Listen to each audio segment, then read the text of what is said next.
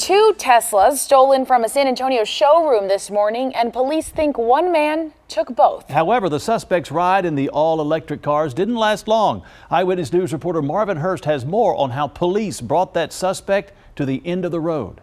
Police say a man targeted two Teslas valued at more than $100,000 after breaking into the showroom.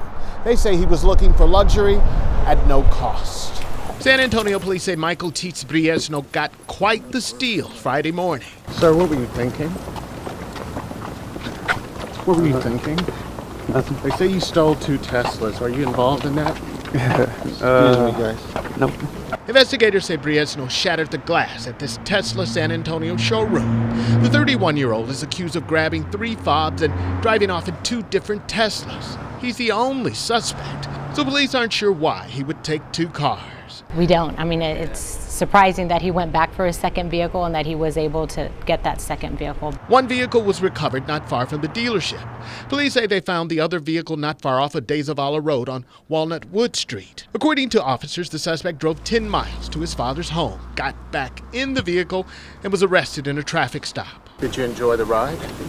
Wasn't long enough. Wasn't long enough? We contacted Tesla. They did not want to comment on the smash and grab.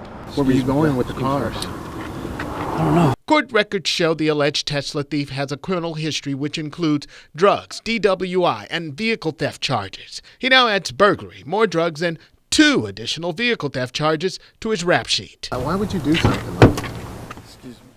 Marvin Hurst, KENS 5, Eyewitness News.